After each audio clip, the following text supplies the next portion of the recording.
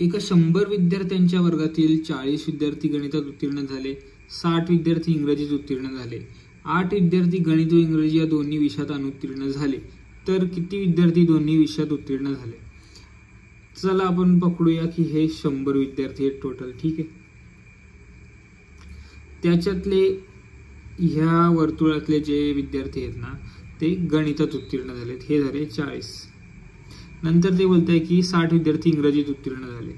अजून एक वर्तुळ काढूया आपण, आणि हे वर्तुळ मी एकमेकांना छेदणारे का काढले, कारण दोन्ही विषयात उत्तीर्ण झालेले पण विद्यार्थी आहेत आणि तेच आपल्याला फाइंड करायचे.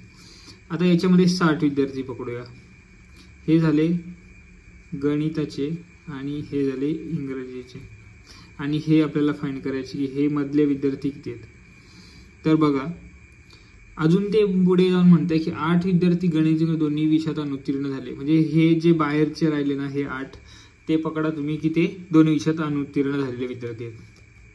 मग बघा जेव्हा मी हे 40 मोजतो ना तेव्हा त्याच्यामध्ये मी हे मोजतो, याला आपण x पकडूया, आणि जेव्हा हे 60 मोजतो ना तेव्हा पण मी हे मोजतो, कारण ते इंग्रजीत पण पास झालेले आहेत आणि ते गणितात पण पास झालेले आहेत.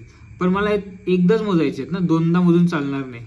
मग मी काय करेल माहिती का, 40 अधिक 60 मायनस x, म्हणजे हे जे गणितातले पास झालेले आहेत आणि इंग्रजीतले पास झालेले आहेत या दोघांची एकूण संख्या एवढी येणार. मग त्याच्यामध्ये सगळे आले, दोन्ही विषयात पास झालेले पण आले, एका विषयात पण आले आणि दुसऱ्या विषयात पण पास झालेले आले. म्हणजे फक्त गणितात पास झालेले, फक्त इंग्रजीत पास झाले आणि दोन्ही विषयात पास झालेले.